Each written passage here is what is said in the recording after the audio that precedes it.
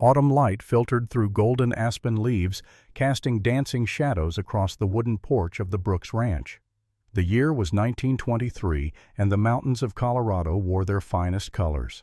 A gentle wind carried the scent of pine and dried grass, the kind of afternoon that made a man reflect on all the years behind him. Nathaniel Brooks sat in his handmade oak rocking chair, the same chair he had built 30 years prior, when his hands were steadier and his back didn't protest every morning. At 74, he remained an imposing figure. His shoulders, though softened by age, still held the breadth of a man who had spent decades working the land. Silver hair, thick and neatly combed, caught the afternoon sun. His face bore the deep lines of a life lived outdoors, each crease a story, each scar a memory.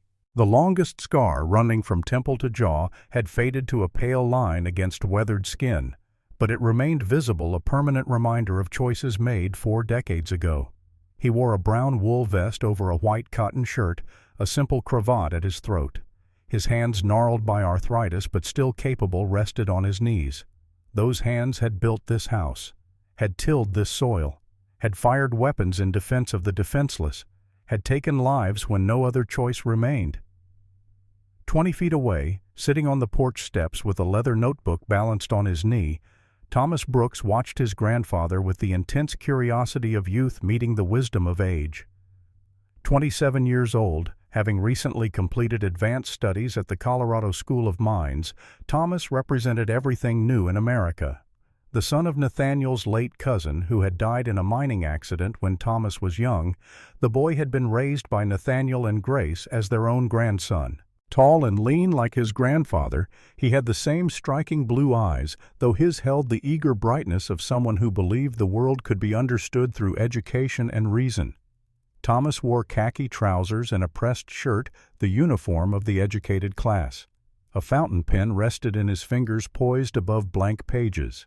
He had come to the ranch with a specific purpose: to record the family history before it vanished with the old man's passing. What he did not expect was the story he was about to hear. The silence between them stretched comfortable and long, the way silence does between men who know each other well enough not to fill every moment with words. A hawk circled overhead, its cry sharp in the clear mountain air. The ranch spread before them, 200 acres of carefully tended land, testament to decades of honest work. Thomas broke the silence first. "Grandfather, my father told me you once killed a man. Is that true?" Nathaniel's rocking chair stopped mid-motion. His eyes, which had been watching the distant mountains, shifted to his grandson. For a long moment, he said nothing. When he finally spoke, his voice carried the weight of decades, each word measured and deliberate.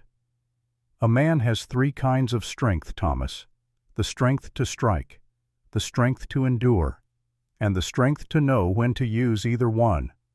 I learned this in 1883 in the Wyoming Territory, when a woman knocked on my cabin door in the middle of a blizzard and told me she was willing to trade her body for a roof over her head." Thomas's pen froze above the page. This was not the story he had expected. Nathaniel continued, his voice taking on a different quality now, as if the years were falling away with each word. "This story is not about me saving a woman. It is about a woman who taught me the meaning of honor when I had forgotten it." He closed his eyes. The afternoon sounds faded, and when he spoke again, his voice had changed, younger, harder, filled with the tension of a man living on the edge of civilization. "It was December of 1883. I was 34 years old, and I was trying to forget who I was. The cabin sat alone on the Wyoming plains like a defiant fist raised against an empty sky. 20 feet by 20 feet of hand-hewn logs, each one cut and notched by Nathaniel Brooks himself. No neighbors within 40 miles. No friends. No visitors. That was how he wanted it. That was how it had to be. 4 years he had lived this way. 4 years of solitude broken only by the wind and the occasional deer that wandered too close to his hunting grounds. 4 years of trying to outrun a past that refused to stay buried. Inside the cabin, sparse efficiency ruled every inch of space. A cast-iron stove in the northeast corner, its pipe extending through the roof smoke curling into the December sky. A narrow bed along the back wall, wool blankets folded with military precision. A wooden table he had built from pine, 2 chairs both sturdy. Pegs on the walls held saddles, tack-spare clothing. A small bookshelf, perhaps the only luxury he allowed himself, held worn volumes. Shakespeare, Twain, a leather-bound Bible his mother had given him. Legal texts from his previous life. On the mantel above the stove, 2 weapons. A Winchester Model 1873, the rifle that had become as familiar to him as his own hands. Beside it, a Colt Peacemaker, .45 caliber, 6 rounds of finality. Both cleaned and oiled weekly, both ready. Always ready. The old man's voice, speaking from 40 years in the future, narrated what the young man had been. In 1878, I worked as a Pinkerton detective in Denver. $80 a month, good money for those days. I investigated fraud, theft, sometimes murder. I was good at it. Too good, perhaps. I could track a man across 3 states. Could spot a lie the way a hawk spots a rabbit. Could use violence when violence was required. Then a man named Clayton Graves hired the Pinkerton agency. He was wealthy, owned 3 gambling halls, 2 saloons, 1 hotel in Silver Creek. He claimed someone had stolen from him. He wanted to know who. He wanted that person dealt with. He used the word dealt the way other men might say eliminated or disappeared. I understood what he meant. We all did. I investigated, and what I found was not simple theft. In the cabin that December evening in 1883, Nathaniel sat at his table, a book open before him. Hamlet. Act 3, Scene 1. To be or not to be? The question seemed particularly relevant to his own life. To exist as a man of principle, or to survive by any means necessary. To face the past, or to hide from it forever. The stew bubbling on the stove filled the cabin with the scent of beef potatoes, carrots, onions. Simple food, but honest. Everything about his life now was simple and honest, a stark contrast to what he had left behind. The old man's voice continued patient and relentless. March of 1879. I discovered Clayton Graves was running more than gambling halls. Prostitution, illegal opium, extortion. He kept 2 sets of books, one for the law, one for himself. A woman named Anna Morrison worked as his bookkeeper. She saw both sets. She understood what they meant. She wanted to leave. Clayton told her she owed him $500. She would work until the debt was paid. She knew what that meant. The debt would never be paid. I reported my findings to my supervisor. He told me Clayton was an important client. He told me not to look for problems. I realized then the agency had been bought. Justice, I learned, was less important than money. It always had been. In June of 1879, Clayton Graves invited me to a private meeting. He offered me $1,000 in cash. He showed me the money stacked neatly on his desk. He said Anna Morrison was about to testify against him in court. He needed her to disappear. Permanently. I refused. I told him I was not a killer. He smiled. He said everyone has a price. If not $1,000, perhaps something else. Perhaps my sister. Nathaniel's hands tightened on the book. Even now, 40 years later, sitting on a porch in Colorado, the memory burned. Thomas saw his grandfather's jaw clench, saw the muscles working beneath aged skin. What did he mean? Thomas asked quietly. The old man opened his eyes. He showed me a photograph.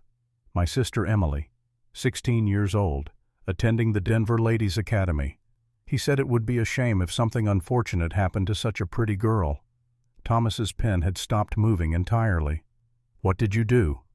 I had 3 choices: kill Anna Morrison and take the money and live with the guilt, refuse and let my sister die, or find a third way. I chose the third, but every choice has a price. In July of 1879, Nathaniel Brooks ceased to be a Pinkerton detective. He found Anna Morrison and explained the situation. Together they staged an accident at the South Platte River, a drowning. He obtained a body from the city morgue, a woman who had died of natural causes, no family, no one to claim her. He arranged the scene carefully. Clothing from Anna, her distinctive locket, a witness who saw a woman matching her description fall from the riverbank. Clayton Graves believed Anna was dead. Nathaniel put Anna on a train to San Francisco with a new name, Margaret Dawson, a schoolteacher, a fresh start. Then he took his sister to California to their Aunt Sarah in Sacramento. Emily was safe. Anna was safe. But Nathaniel Brooks could no longer exist in Denver. Clayton would eventually learn the truth, and when he did, vengeance would follow. So Nathaniel changed his appearance, let his beard grow, bought different clothes, moved to the Wyoming territory where land was cheap and questions were scarce. He built his cabin with his own hands, learned to live alone, tried to convince himself he had done the right thing. 4 years passed. 1879 became 1880. 1880 became 1883. Seasons turned. Snow fell and melted. Grass grew and died. And Nathaniel Brooks remained alone, haunted by a single question. Was I a coward for running, or was running the bravest thing I could have done? Every night he poured himself one small glass of whiskey, sat by the fire, read his books, and wondered if Emily was still safe in California, wondered if Anna was teaching children in San Francisco, wondered if Clayton had forgotten or if the man was still searching. He never wrote letters. Letters could be traced. He never visited. Visits left witnesses. He protected them by staying away. He told himself this was noble, but late at night, staring into the fire, he suspected it was simply loneliness wearing the mask of sacrifice. Outside the cabin window, the December storm built in the north. Dark clouds heavy with snow rolled across the plains like an invading army. The temperature dropped steadily. By evening it would be 15 degrees below zero. By midnight, lower still. The kind of cold that killed anything caught outside without shelter. Nathaniel checked his wood supply. Enough for 3 days. He checked his food. Beef, flour, beans, coffee. Enough for a week if he rationed carefully. He checked his weapons. Both loaded, both ready. He had no idea that before the night ended, all 3 would be needed. 8 o'clock. Full dark. The storm had arrived with the fury of nature unleashed. Wind screamed across the plains at 40 miles per hour, driving snow horizontal. Visibility dropped to nothing. The temperature continued its brutal descent. This was not weather for travel. This was weather that killed. Inside the cabin, Nathaniel sat reading by lamplight, the Winchester leaning against the wall within easy reach. The stove radiated heat, fighting against the cold pressing in from all sides. He had learned to read the weather, to sense when a storm would pass quickly or settle in for days. This one would last 3 days minimum. Anyone caught outside would be dead by morning. The knock on his door, when it came, was so faint he almost missed it. Not a strong knock, not demanding, almost apologetic, as if the person outside understood they were imposing but had no other choice. Nathaniel set down his book. No one traveled in this weather. No one except someone running from something worse than the cold. He stood moving with the careful silence of a hunter. The Winchester came to his hand automatically. He checked the chamber with his thumb. Loaded. 15 rounds. He moved to the side of the door, not standing directly in front. Old habits from his Pinkerton days. Never put yourself where an expected bullet would travel. Who is there? No answer. Only wind. He waited. Counted to 10. Asked again. Who is there? Still nothing. Perhaps he had imagined it. Perhaps the wind had thrown a branch against the door. Perhaps. He opened the door, 6 inches, rifle ready.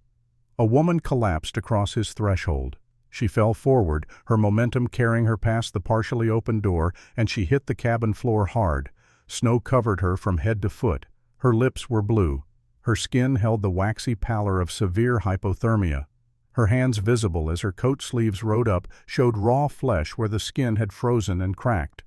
Nathaniel's eyes scanned beyond her, searching the darkness for others, for men with guns, for an ambush using a woman as bait. He saw nothing but the storm. The plains stretched empty in all directions, visibility perhaps 20 feet at most. He made his decision in seconds. She was alone. She was dying, and whatever her story, she needed help. Inside. Now. He did not help her stand. If she could stand on her own, she was not yet in the final stages of hypothermia. If she could not, he would need to treat her immediately. Grace Hartley, though he did not yet know her name, pushed herself to her hands and knees, rose unsteadily, staggered 2 steps into the cabin. Nathaniel closed the door behind her, threw the bolt, and set the rifle aside, but kept it close. 26 years old, though she looked older. Life had not been kind. Brown hair hung in frozen tangles. Her dress, once brown wool, was torn and filthy. Her boots had given up any pretense of functionality. The leather cracked, the soles nearly separated from the uppers. She wore no coat adequate for this weather, only a thin shawl that provided almost no protection. In her arms she clutched a small bundle wrapped in cloth. Nathaniel assessed her condition with the clinical eye of someone trained in emergency medicine. Pinkerton detectives learned field medicine. They had to. Help was rarely close. Pupils dilated but reactive. Good. No brain damage yet. Breathing fast and shallow. Expected. Her body was trying to generate heat. Shivering violently. Actually good. Shivering meant her core temperature had not dropped below the critical threshold. When shivering stopped, death followed quickly. Fingers red and swollen. Frostbite, but not severe. She would keep her fingers if treated properly. He pointed to the chair nearest the stove. Sit. Not too close to the fire. Your body needs to warm slowly. His voice was not unkind, but it carried the tone of a man giving orders, not making suggestions. She obeyed without question, sinking into the chair with a small sound that might have been relief or might have been pain. Nathaniel moved efficiently. He took a wool blanket from the bed, not cotton, because cotton held moisture, and draped it around her shoulders. Not tight. Blood needed to circulate. He went to the stove where water was already heating and poured it into a tin cup. He tested the temperature with his finger. Warm, not hot. Hot liquid would shock her system. Drink. Small sips. She took the cup with shaking hands and immediately gulped half of it. Water spilled down her chin. She choked, coughed, doubled over. I said small sips. Drink too fast and you will vomit. Vomiting in your condition could kill you. She nodded, controlled herself, sipped more carefully. Color began to return to her lips, though her hands continued to shake. Nathaniel ladled beef stew into a bowl and placed it on the table. Eat, slowly. Your stomach is in shock.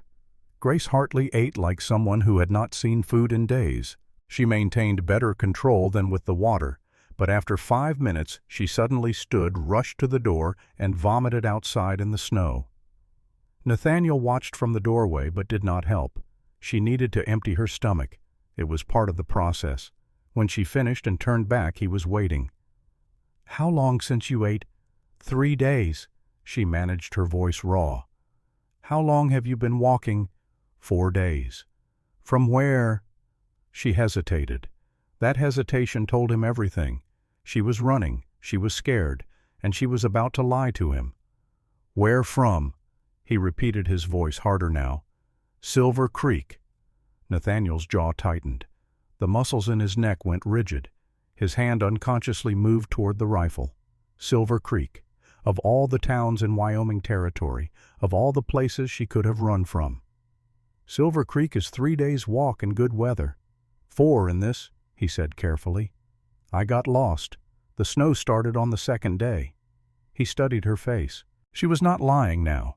He had spent years learning to read people, and this woman was telling the truth. She had walked 4 days through increasingly brutal weather. She should be dead. That she was alive at all spoke to either remarkable luck or stubborn will, probably both. Who is looking for you? She did not answer. Her eyes dropped to the floor. I asked you a question. I need an answer. Clayton Graves, she whispered.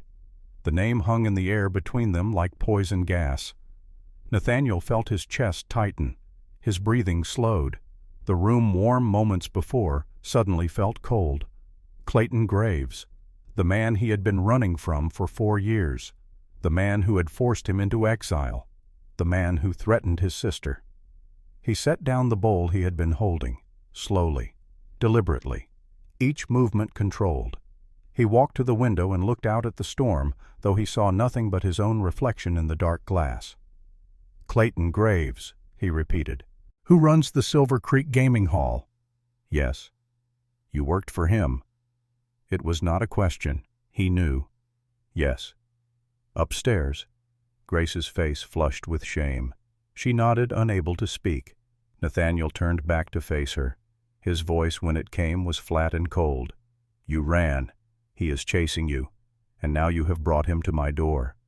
"I am sorry. I did not mean to." "Do not apologize. Just tell me the truth. Does he know you came here?" "No. I told no one." "Did anyone see you leave Silver Creek?" I do not know. I left at 2 in the morning." Nathaniel's mind worked through the probabilities. Clayton was not stupid. He would ask questions in town. Someone would have seen her. They would tell him she walked east. There were 3 roads east: the main road to Casper, the secondary road to Riverton, and the trail across the open plains, the trail that passed near his cabin. In 2 or 3 days, Clayton's men would come. They would search every structure, every cave, every place a person might hide. They would find her, and they would find him. And when Clayton Graves discovered that the woman he was hunting had found shelter with Nathaniel Brooks, the man who had cost him money and embarrassment 4 years ago, there would be blood. The old man's voice, speaking from the future, interjected with the weight of hindsight. I calculated the odds. They were not good. Clayton would send men, at least 3, probably more. They would be armed. They would be experienced. I had home advantage, but they had numbers. If I sent Grace back into the storm, she would die. If I kept her, we might both die. But there was a third option. We could prepare. We could make the cost of taking her so high that Clayton's men would think twice. Or we could run, take horses, ride through the storm, try to reach Riverton or Casper before Clayton's men arrived. But running meant leaving everything I had built. It meant starting over. Again. It meant spending the rest of my life looking over my shoulder. Again. I was tired of running. Perhaps that was the real truth. After 4 years of hiding, 4 years of pretending to be someone I was not, I was simply tired. 10 o'clock. The storm continued its assault on the cabin walls. Inside, Grace had warmed sufficiently that her shivering had mostly stopped. She sat wrapped in the blanket, sipping water, while Nathaniel sat at the table cleaning his Winchester with a cloth and gun oil. The mechanical action soothed him. Disassemble. Clean each part. Oil lightly. Reassemble. Check the action. It was a ritual, something to do with his hands while his mind worked through problems. The rifle was a Model 1873, chambered in .44-40 caliber, 15-round capacity. Effective range approximately 200 yards in the hands of a skilled shooter. Nathaniel had made modifications over the years. He had filed the trigger mechanism to reduce pull weight, giving him a smoother, more predictable break. He had replaced the standard rear sight with a finer one taken from a target rifle, improving his accuracy. The weapon was not factory new, but it was his, and he knew its capabilities and limitations better than he knew his own. "Tell me," he said without looking up from his work. "From the beginning." Grace hesitated. Telling her story meant exposing her shame, but this man had saved her life. He deserved the truth. "My father was Thomas Hartley, a carpenter in Laramie. In 1875 he was working on a bridge over the North Platte River. There was an accident. A rope broke. He fell 60 feet onto rocks, died instantly. The company said it was his fault. They gave us nothing." Nathaniel's hands continued their work on the rifle, but he was listening. Every word. "My mother Elizabeth tried to support us. She did laundry for wealthy families. I worked at a general store. Together we made maybe $20 a month. Rent was $8. Food was $10. We were always behind, always in debt. In 1878 my mother got sick. Tuberculosis. The medicine cost $40 for 3 months. We did not have $40. We borrowed from the bank. She died anyway in February of 1879. The funeral cost another $30. Coffin, burial plot, pastor. Suddenly I owed $150. I was 22 years old. I had no family, no skills anyone would pay for. The bank threatened to have me arrested for debt. Nathaniel set down the rifle and looked at her directly. Go on. I heard there was work in Silver Creek. I went there in 1880. I met a woman named Sarah Winters. She ran a boarding house. She explained how it worked. The boarding house was legal. The work upstairs was not, but it paid. $5 per customer. I kept 2. Clayton Graves took 3. I paid $10 a month for my room and food. Clayton offered me a loan, $100, 10% interest per month. I could pay off my old debts and start fresh. I did not understand. I did not realize the interest was compounding. I did not know about the extra fees he would add. Room fee, food fee, management fee, security fee, laundry fee. By the time I paid all his fees, I had maybe $5 or $10 a month to pay toward the loan principal. I worked 3 years. I paid him $280, but he said I still owed $200 more. I checked his ledger. The numbers did not make sense. I asked Sarah. She told me everyone's ledger was like that. The debt never ended. We worked until we were too old or too sick, and then he threw us out. She stopped, her voice breaking. There was another girl, Lily May, 19 years old. She tried to run last month. They found her at the bottom of the stairs, broken neck. Clayton said it was an accident, but Sarah saw bruises on Lily's throat, fingerprints. Sarah came to me 3 days ago. She said I was next. She said Clayton had decided I was causing trouble by asking questions about the ledger. She said I should run that night. So I took $20 from money I had hidden. I took a letter my mother wrote me before she died, and I walked east. I thought maybe I could reach Cheyenne or Casper, somewhere big enough that Clayton would not find me. But the storm came. I got lost. I ran out of food. I thought I was going to die. Then I saw smoke from your chimney. Nathaniel sat back in his chair. The story was familiar. He had heard versions of it before. Women trapped by debt. Men like Clayton who used the law as a weapon. The system protected men with money and crushed anyone without power. It was not right, but it was the reality. You do not owe Clayton Graves $200, Nathaniel said. According to basic mathematics, you have paid more than the original loan, plus any reasonable interest. His ledger is fraudulent. I know, but his ledger is the only record that matters. He has lawyers. He has the sheriff. I have nothing. You have the truth. Grace laughed, and it was a bitter sound. The truth does not matter when no one will listen. They sat in silence. Outside the wind howled. Inside the fire crackled. 2 people strangers until an hour ago, connected by the simple fact that both were running from the same man. Finally Grace stood. Her legs were steady now. The warmth had returned to her body, though her feet were still tender from frostbite. She walked to where Nathaniel sat and stopped 3 feet away. Her hands twisted the edge of the blanket. "Mr. Brooks," she said softly. He looked up. "I do not have money. I do not have anything to pay you for this shelter. But I can. I can do whatever you want. Just let me stay until spring. Please." The words hung in the air. Outside, the storm seemed to pause, as if the entire world was waiting for his response. Nathaniel stood slowly. He was tall, 6 feet 2 inches, and he towered over her. But he did not move closer, did not reach for her, did not let his eyes travel over her body the way so many men had.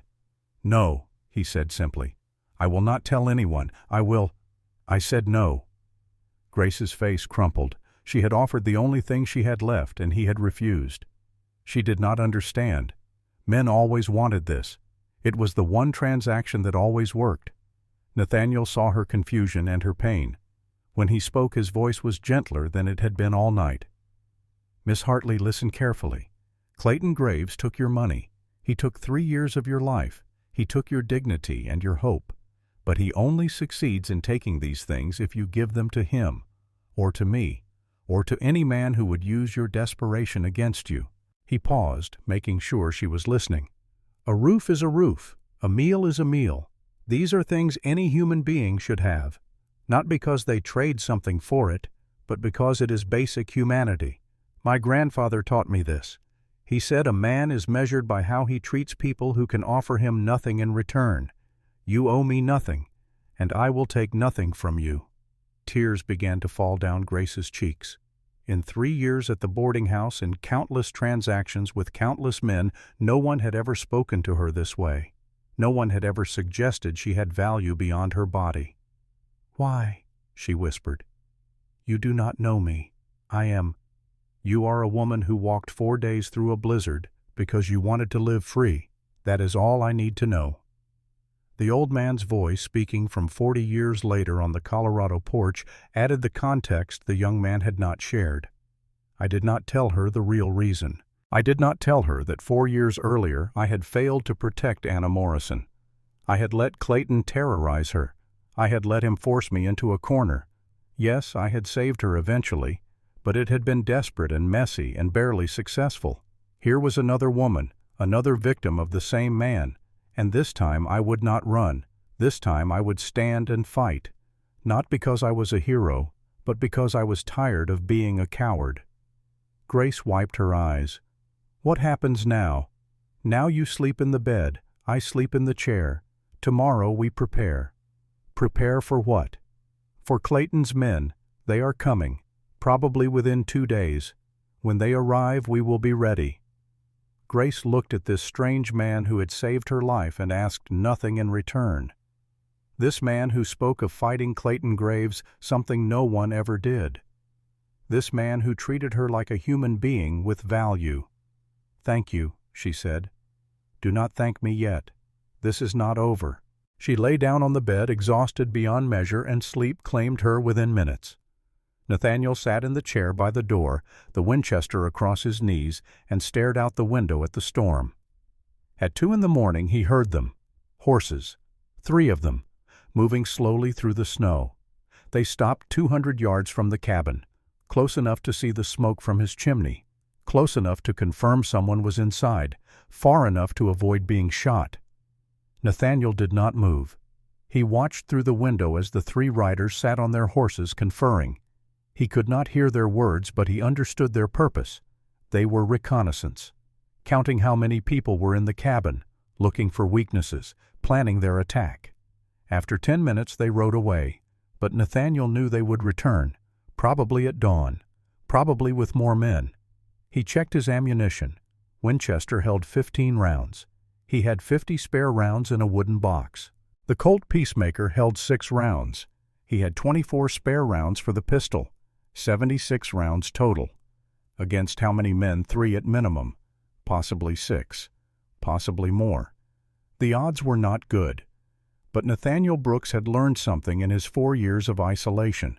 Sometimes a man reaches a point where running is worse than fighting, where dying with honor is better than living with shame. He had run from Clayton Graves once. He would not run again. He looked at Grace sleeping on the bed, innocent in this moment, peaceful. She deserved better than what life had given her. They all did. All the women Clayton Graves had used and discarded. All the people the system had crushed. Maybe he could not fix the system. Maybe he could not change the world. But he could defend this cabin.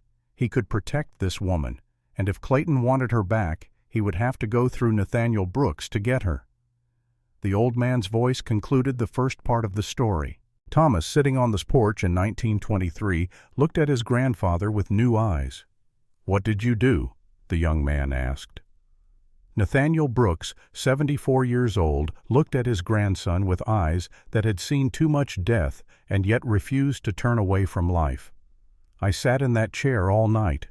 I thought about Clayton, about Anna, about my sister Emily, about all the choices I had made, all the times I had run when I should have stood, all the times I had been silent when I should have spoken. And I asked myself one question." What question? Whether this time, just this once, I could do the right thing. The sun began to set over the Colorado mountains. Golden light faded to orange, then red, then purple. Soon it would be dark. But for now, in the space between day and night, an old man prepared to tell his grandson about the moment that defined his life. About the moment when running stopped and fighting began. About the moment when a woman's dignity became worth more than his own safety. About the 3 days in December of 1883 when honor and survival collided and only one could prevail. The storm broke just before dawn. The wind, which had screamed against the cabin walls all night, gradually subsided to a low moan, then silence. The kind of silence that only exists after a blizzard, when the world lies buried under fresh snow and every sound is muffled. Through the window the sky transitioned from black to deep blue to the pale gray of winter morning. Nathaniel had not slept. He remained in the chair by the door, Winchester across his lap, watching, listening, calculating. At 5 in the morning, with the first hint of light touching the horizon, he stood and moved to wake Grace. "Up," he said quietly. "We do not have much time." Grace woke instantly, the sleep of someone accustomed to danger, someone whose survival depended on staying alert. She sat up disoriented for a moment, then remembered where she was and why. "They came last night," Nathaniel said. "3 riders. They know you are here. They will attack when there is enough light to see. We have perhaps 2 hours to prepare." "What do we do?" "You learn to shoot. Now." He handed her the Colt Peacemaker. The weapon was heavy in her hands, heavier than she expected. Steel and wood and the weight of potential death. She held it awkwardly, finger on the trigger muzzle pointing vaguely in his direction. Nathaniel's hand shot out and pushed the barrel toward the floor. "Rule number 1. A gun is always loaded. Even when you know it is not you, treat it as if it is. Rule number 2. Never point a weapon at anything you do not intend to shoot. Rule number 3. Keep your finger off the trigger until you are ready to fire. Rule number 4. Know your target and what is behind it. Understand?" Grace nodded, chastened. "Say it back to me." She repeated the 4 rules, her voice gaining strength with each one. Nathaniel watched her carefully. She was scared, but she was listening. Fear could be useful if channeled properly. Fear kept you alert, kept you alive. The Colt Peacemaker is a single-action revolver, 45 caliber, 6 rounds. You must cock the hammer before each shot, like this. He demonstrated his thumb, pulling the hammer back until it locked with a solid click. The sound echoed in the quiet cabin. To reload, you open the loading gate on the right side, rotate the cylinder, eject the spent casings, load new rounds, 6 in total. Never load only 5. That was common advice years ago, keeping the hammer on an empty chamber for safety. But if someone is shooting at you, you need every round. Grace absorbed the information. Her hands, which had been shaking when she first held the weapon, began to steady as familiarity replaced fear. "Now, grip. Both hands. Strong hand your right grips the handle firmly. Support hand your left wraps around your right. Not crushing. Firm. Like shaking hands with someone you respect." She adjusted her grip. "Better. Stance. Feet shoulder-width apart. Left foot slightly forward. Lean forward 5 degrees. Knees slightly bent. You want a stable platform. If you stand rigid, the recoil will knock you backward. If you lean too far forward, you lose balance. Find the middle." Grace positioned herself. Nathaniel circled her, making small adjustments. Pushed her right elbow down, lifted her chin slightly, shifted her left foot an inch forward. Aiming. 3 points in a line. Rear sight, front sight, target. Your eye focuses on the front sight. The target will be slightly blurry. That is correct. Now, breathing. Inhale. Exhale halfway. Hold. Squeeze the trigger. Do not pull. Do not jerk. Squeeze. He set a tin can on the table 15 feet away. Opened the door to allow Grace to fire outside without deafening them both in the enclosed space. The cold air rushed in, but neither of them noticed. "Fire when ready." Grace aimed. Her hands shook. She squeezed the trigger. The Colt roared. The recoil snapped her arms up. The gun nearly flew from her hands. She stumbled backward, catching herself on the doorframe. The tin can sat undisturbed on the table.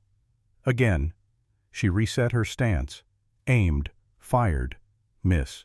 Again. 3rd shot. Miss. "I cannot do this," she said, frustration and despair mixing in her voice. "You can. And you will, because your life depends on it." Again. 4th shot. The bullet grazed the table edge, splinters flying. Close. 5th shot. Hit.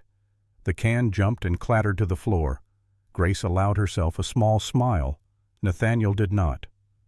You fired 5 times to hit one stationary target at 15 feet.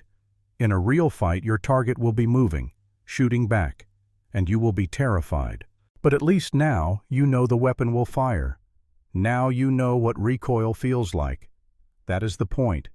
Not accuracy, familiarity, understanding that you can pull the trigger without freezing. He showed her how to reload. Opening the loading gate took strength. Her cold fingers fumbled with the mechanism. The spent brass casing stuck in the cylinder, requiring her to push the ejector rod multiple times.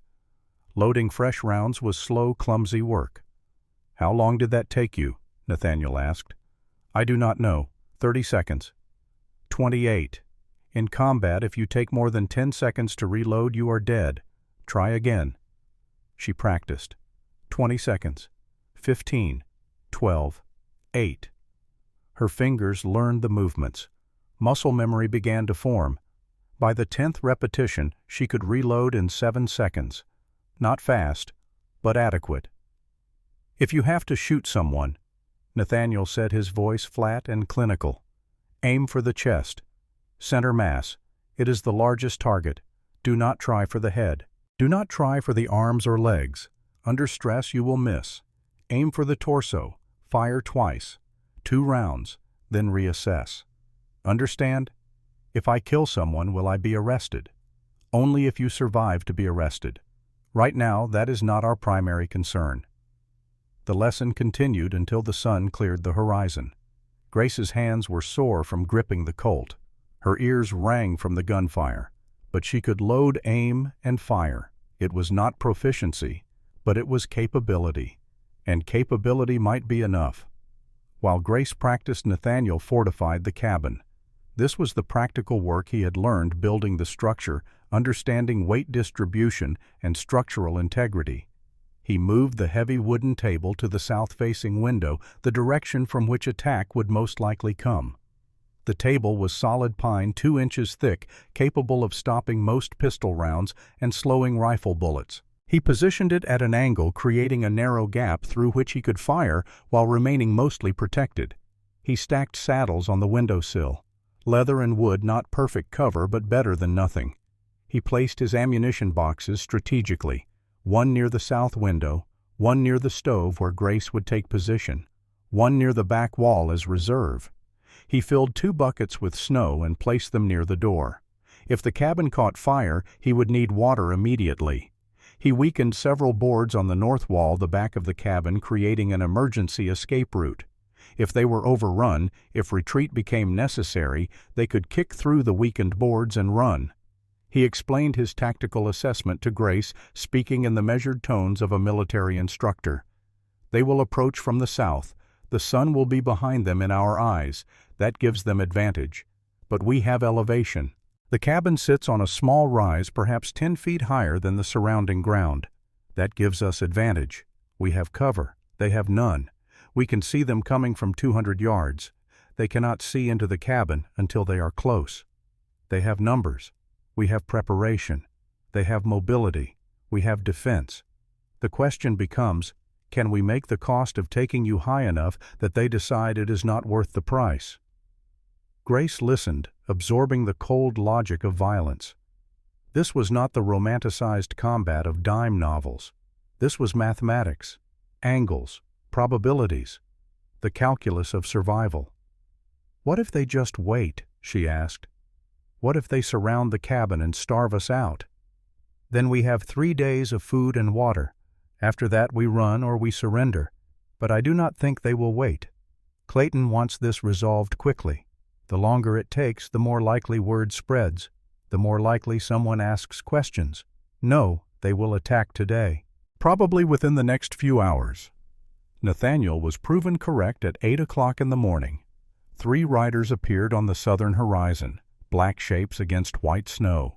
They rode slowly, deliberately stopping at approximately 150 yards from the cabin, far enough to avoid accurate rifle fire, close enough to make their presence known. Nathaniel retrieved his telescope from a wooden box under the bed. It was a brass instrument military issue, something he had kept from his Pinkerton days. He extended it, braced it against the window frame, and studied the riders. The leader sat center, and Nathaniel recognized the type immediately. Military bearing, confident posture. A man accustomed to command and violence. He wore an army surplus coat, a cavalry hat pulled low. A rifle rested across his saddle, held casually in one hand. His face bore a long scar running from left ear across his cheek to his jaw.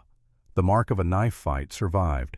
"Marcus Webb," Nathaniel said quietly. "I know him by reputation. Former Army scout. Discharged dishonorably after some incident at a cavalry post. Now he works for men like Clayton. Tracking, enforcement. He is very good at finding people who do not want to be found." The second rider was younger, perhaps 20 years old. He sat his horse awkwardly, like someone more accustomed to farming than riding. His rifle looked new, probably purchased specifically for this job. His face, visible even at this distance through the telescope, showed nervousness. He kept glancing at Marcus, looking for guidance. "That one is not a professional," Nathaniel observed. "Probably local, probably desperate for money. Clayton likely offered him $50. To a farmer's son, that is 6 months' wages, enough to ignore conscience." The third rider was a physical presence, even at 150 yards. Massive shoulders, a thick neck. He carried a shotgun visible by its distinctive shortened barrel. Shotguns were devastating at close range, but useless beyond 50 feet. His presence indicated Marcus planned to get close. "The big one is the problem," Nathaniel said. "Shotguns do not require accuracy. Point and fire. At close range, even a poor shot can kill. If he reaches the cabin, he is extremely dangerous." The three riders did not advance.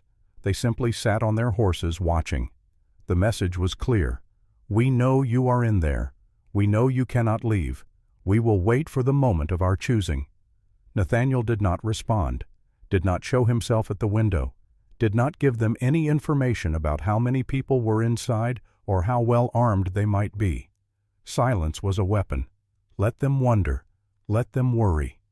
At 9 o'clock, Marcus Webb raised one hand and shouted, his voice carrying clearly across the snow-covered ground. "Whoever is in there, we are looking for a woman. Brunette, mid-20s. Grace Hartley. She is property of Mr. Clayton Graves. Send her out. No trouble."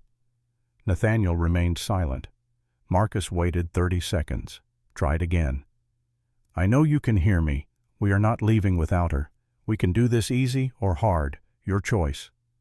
Still no response. "All right. Let us talk business. Mr. Graves is a reasonable man. He is willing to pay $200 for Grace's return. Unharmed. That is good money. Just open the door." Nathaniel finally spoke, his voice calm and measured. "She is not here." Marcus laughed, a sound without humor. "Bullshit. We tracked her here. 4 days of footprints in the snow. She is in there."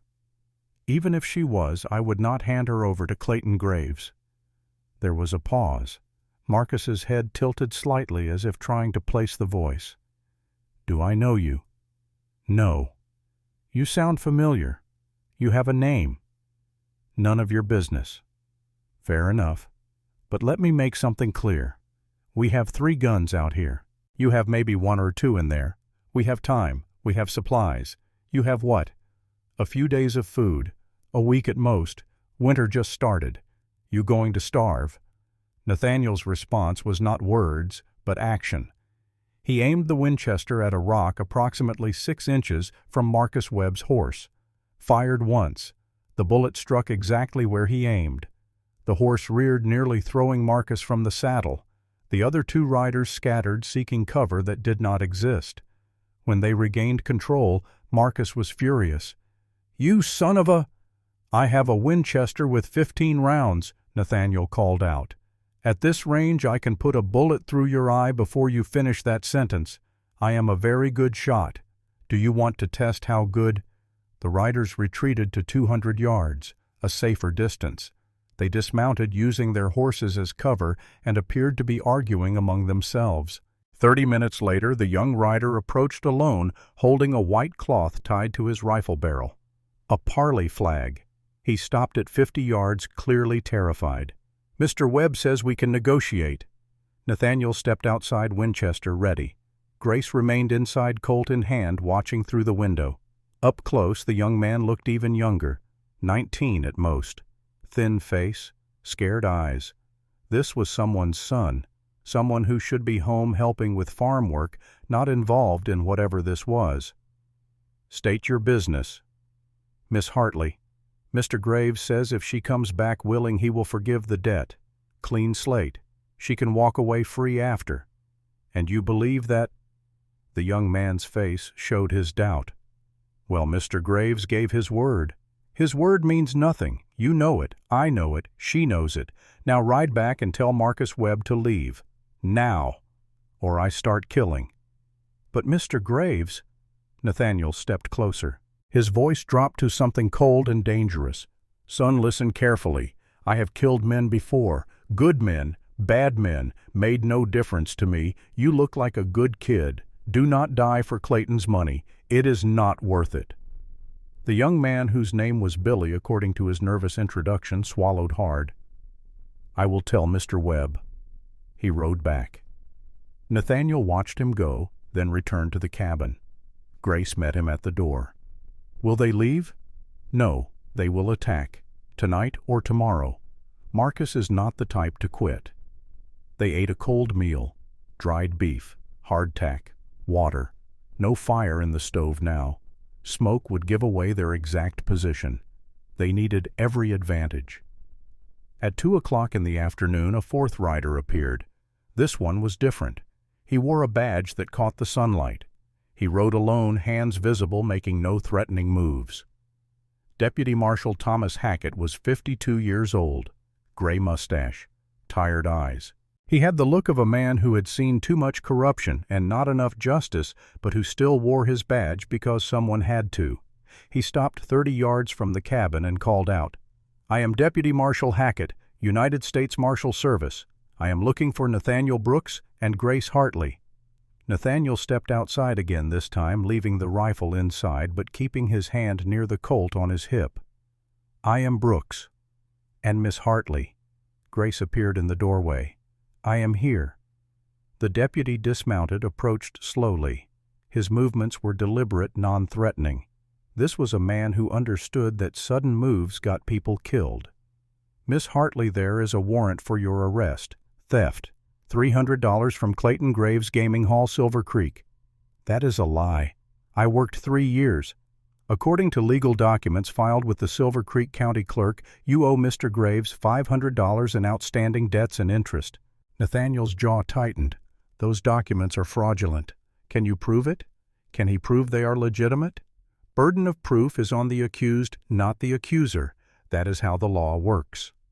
The deputy explained the legal situation with the weary patience of someone who had delivered bad news many times before.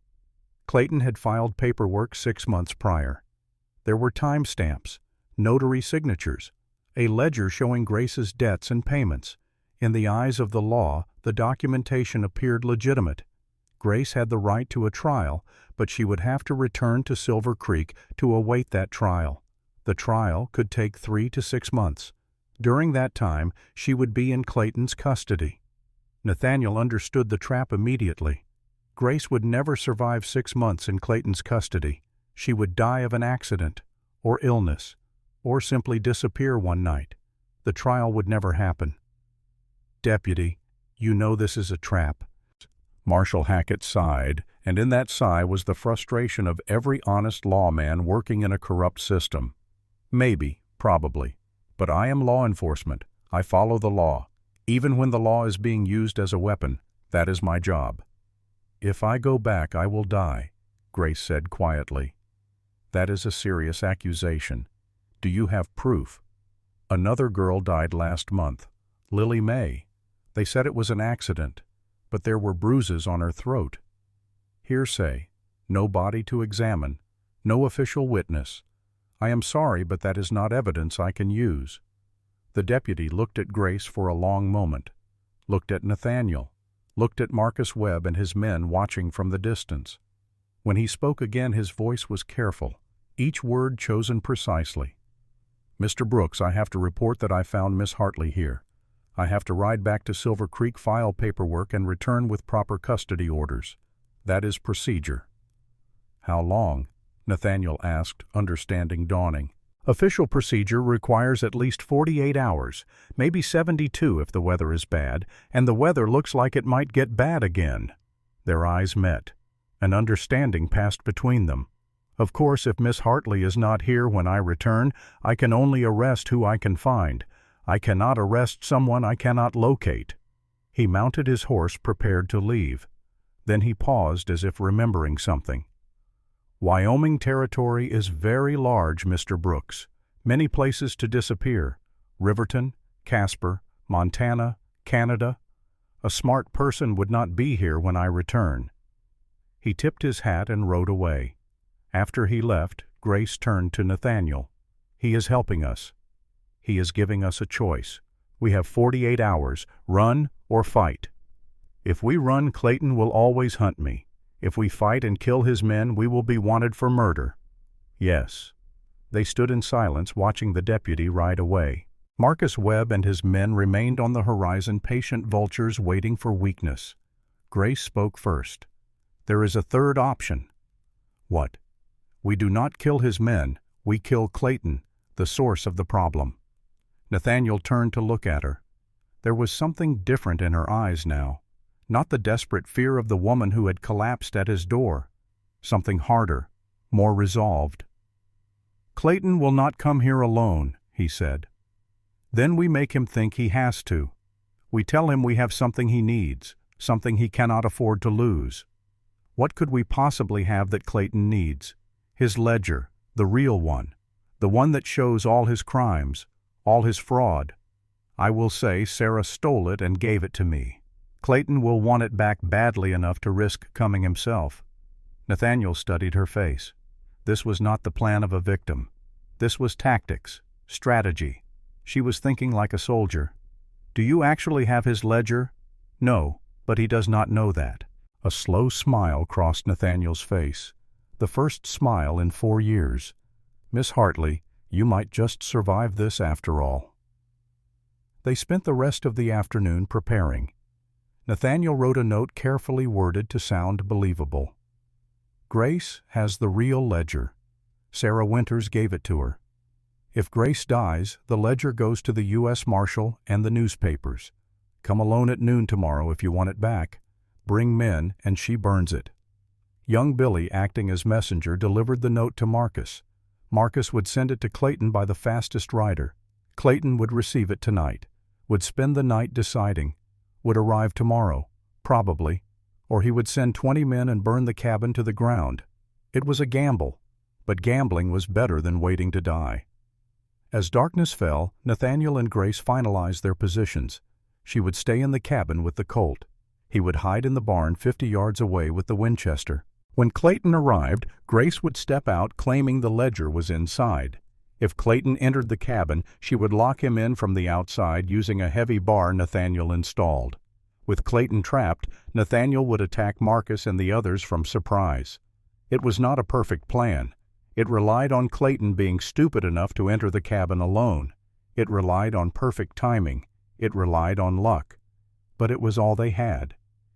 "Are you scared?" Grace asked as they waited for morning. "Yes. Me too." "Good. Fear keeps you sharp. Fear keeps you alive. It is confidence that gets you killed." They did not sleep. They sat in darkness, weapons ready, listening to the wind and wondering if tomorrow would bring freedom or death. Outside, Marcus Webb and his men also waited, and somewhere in Silver Creek, Clayton Graves received a message that would force him to make a choice: come alone and risk ambush, or send an army and risk his secrets being exposed. By morning, everyone would have their answer. Dawn came with deceptive peace, clear sky, still air, the kind of morning that made the previous day's storm seem like a distant memory. The temperature had risen slightly, hovering just below freezing. Perfect conditions for what was coming. At 10 o'clock, dust appeared on the southern horizon. Not 3 riders this time. 6. Nathaniel, hidden in the barn behind stacked hay bales, watched through a gap in the wall. He had positioned himself carefully, creating a sniper's nest with clear sight lines to the cabin and the approach. The Winchester rested on a hay bale, steady and ready. 50 rounds of spare ammunition lay within easy reach. The riders approached slowly, confidently. They were not worried about ambush. They had numbers. They had Clayton Graves. The man himself rode center on a magnificent black horse that probably cost more than most men earned in a year. Even from a distance, Clayton's wealth was obvious. Black suit, gold watch chain glinting in the sunlight. He sat tall in the saddle, a man who owned everything he surveyed. Behind him, Marcus Webb and the two others from yesterday, plus 3 new men, all hard-looking individuals with the eyes of professional killers. This was not a negotiation party. This was an execution squad. Clayton stopped 100 yards out, dismounted with the practiced ease of someone accustomed to being in control. He walked forward alone, slowly, hands visible and empty. "Mr. Brooks," he called out, "I believe we have business." Nathaniel remained hidden, silent. Let Clayton wonder where he was. Let uncertainty work on him. "Did you really think I would fall for such an amateur bluff? I have been playing games since before you were born, Mr. Brooks.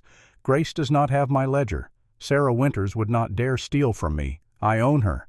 This whole setup is a desperate attempt, but I admire the creativity." He stopped 50 yards from the cabin. "So here is my counteroffer. Grace comes out, returns with me. I promise not to harm her, just back to work. You, Mr. Brooks, right away. Forget about her. Forget about Silver Creek. Keep your life. Everyone wins." Nathaniel spoke from the barn, his voice carrying clearly. "And if I refuse, then my men burn the cabin. Grace dies. You die. And I ride home for dinner. Either way, I win. So why not choose the option where you live?" Grace appeared in the cabin doorway. The movement surprised everyone. She had decided on her own to accelerate the plan. "Mr. Graves?" Clayton turned genuine surprise on his face. "Miss Hartley, how nice to see you. I will come back with you." Nathaniel, hidden in the barn, tensed. This was not the plan. What was she doing? "But I have one condition," Grace continued. "You let Mr. Brooks leave. You do not hunt him. No revenge." "And why would I agree to that?" "Because if you do not, I will tell everyone about Anna Morrison." The name hung in the air like a gunshot. Clayton's composed expression cracked, just for a second, just enough to show that Grace had struck a nerve. "Who?" he asked, but his voice had lost its confident tone.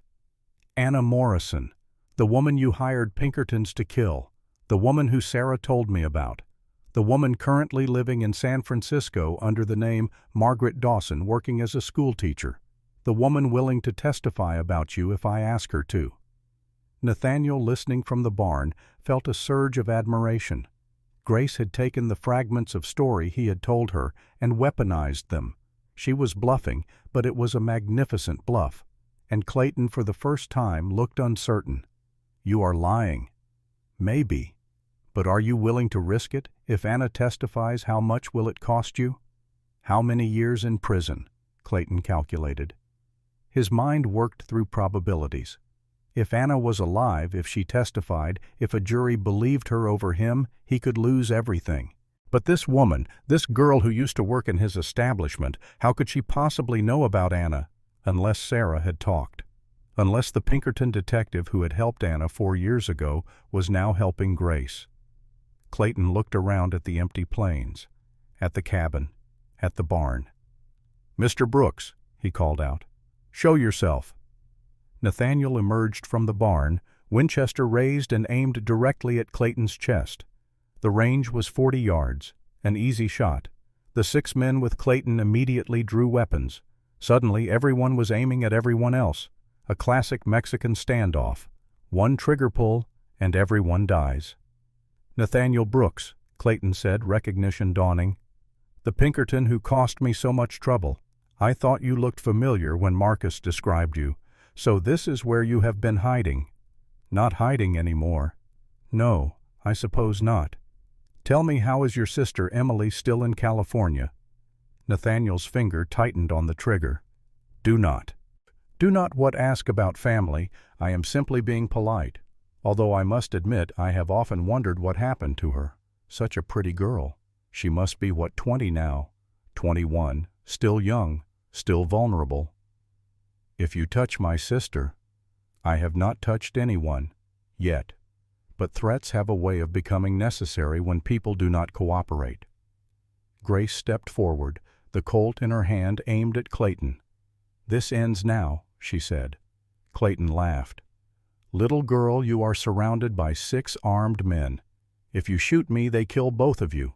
Then they ride to California. Is that what you want?" "Maybe," Grace said, and her hand was surprisingly steady. "Maybe that is a price I am willing to pay." Nathaniel saw it then, saw the change in Grace. She had walked into his cabin ready to sell herself for shelter. Now she stood in the snow, pointing a gun at the most powerful man in Silver Creek, willing to die to stop him. Whatever fear had controlled her was gone, replaced by something harder and more dangerous. Fury. Clayton saw it too, and for the first time he looked worried. "Let us all calm down," he said, his voice losing some of its confidence. "Nobody needs to die today." "You are wrong," Nathaniel said. "Someone does need to die today. The question is who?" He pulled something from his coat pocket, a red cylinder roughly 6 inches long. At this distance in the morning light, it could easily be mistaken for dynamite. 1 stick of dynamite, 50-foot blast radius. If I light this and throw it, everyone here dies, including me. My legacy will be the man who killed Clayton Graves. That is enough. It was a bluff. The object in his hand was not dynamite. It was a wooden cylinder he had carved and painted red the previous night. But in the tension of the moment, with guns pointed in every direction, it looked convincing. Marcus Webb swore. "Boss, if he has dynamite—" "He is bluffing," Clayton said, but he did not sound certain. "Are you willing to bet your life on that?" Nathaniel asked. "Because I am willing to bet mine." Young Billy, the farmer's son, was the first to break. His nerve, already fragile, snapped completely. "I did not sign up for this," he shouted and fired wildly in Nathaniel's direction. The bullet went wide, missing by 10 feet, but it shattered the standoff. Suddenly everyone was moving, shouting, firing. Nathaniel dove behind the water trough as bullets chewed into the barn wall behind where he had been standing. Grace ran for the cabin. Clayton scrambled backward toward his horse. Marcus and his men scattered, looking for cover that barely existed. The battle had begun. Grace reached the cabin and spun, firing the Colt. Her first shot missed completely. Her second hit one of Clayton's new men in the shoulder. He dropped screaming. Her third shot went high. Fourth missed. Fifth missed. Sixth and final round hit the same man again, this time in the chest. He stopped moving. She had killed a man. The reality of it hit her like a physical blow. But there was no time to process, no time to feel, only time to survive. She ducked inside the cabin, fumbling to reload with shaking hands. Nathaniel, behind the water trough, fired methodically. First shot hit one of the hired gunmen in the leg. The man fell. Second shot, aimed at Marcus Webb, missed as Marcus dove behind the wagon. Third shot splintered the wagon wheel. Fourth shot caught another gunman in the arm.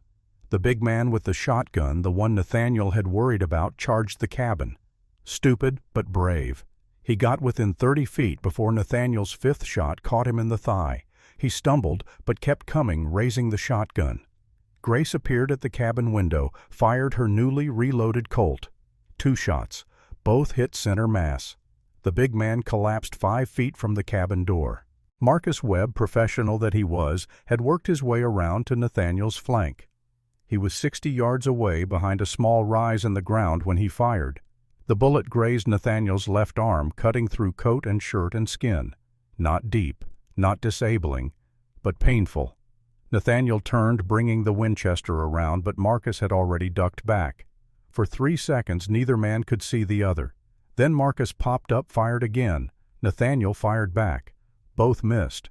The Winchester's magazine was nearly empty. Nathaniel had perhaps 3 rounds left. He needed to make them count. He waited, watching for Marcus to appear again. Patience. Discipline. The hunter's mindset. There. Marcus's head barely visible above the rise. Nathaniel fired, hit the ground inches from Marcus's face, spraying dirt. Marcus flinched back. Nathaniel ran, left the trough's protection, sprinted toward Marcus's position, closed the distance before Marcus could react. 20 yards. 10 yards. 5. They collided. Two men who had spent their lives fighting, now fighting each other. Marcus was older, but experienced. Nathaniel was younger, but had the momentum. They went down hard fists and elbows and knees, finding targets. Marcus threw a hook that caught Nathaniel's jaw. Stars exploded across his vision. He responded with an elbow strike to Marcus's nose. Cartilage crunched. Blood flowed. Marcus grabbed for a knife at his belt. Nathaniel caught his wrist. They rolled, grappling each, trying to gain advantage. The knife came free, slashed across Nathaniel's forearm, shallow but burning. Nathaniel headbutted Marcus, once, twice. Marcus's grip loosened. Nathaniel grabbed a rock smooth and heavy from the nearby creek bed, brought it down on Marcus's temple. The sound was sickening. Marcus went limp. Nathaniel stood breathing hard, bleeding from arm and face. He looked around. Young Billy and the remaining hired guns were gone, fled on their horses. The big man and another of Clayton's men lay dead. Marcus lay unconscious. Only Clayton remained. And Clayton was already on his horse, riding away as fast as the animal could run. Nathaniel retrieved his Winchester, checked the chamber. Empty. He drew the Colt. 6 rounds. Enough. "Let him go," Grace called from the cabin. "It is over." But Nathaniel knew better. It was not over. As long as Clayton Graves lived, it would never be over. He would send more men, would threaten Emily, would hunt them until one side or the other was dead. This had to end. Today. Now. He aimed the Colt at the retreating figure. 200 yards. An impossible shot with a pistol. He fired anyway. 5 shots. All missed. Clayton disappeared over the horizon. Grace walked to where Nathaniel stood. Blood dripped from his arm. His face was swelling where Marcus had hit him, but he was alive. "You let him get away," she said. "I could not hit him at that range." "What happens now?" Before Nathaniel could answer, they heard it. More horses, coming fast. From the west this time, not the south. Had Clayton circled around? Were there more men? Nathaniel reloaded the Colt with hands that suddenly felt heavy and slow. He was tired, so tired. How much more could they fight? But when the riders appeared, there were only 2, and one of them wore a badge. Deputy Marshal Hackett pulled up 30 yards away, taking in the scene. Dead men. Blood in the snow. Marcus unconscious and bound. Nathaniel and Grace standing together, both armed, both alive. The deputy dismounted, checked Marcus's pulse. "He'll live. I'm taking him into custody now. He won't be part of whatever happens next." "Jesus Christ," the deputy said. "What happened here?" "Self-defense," Nathaniel said simply. "They attacked. We defended."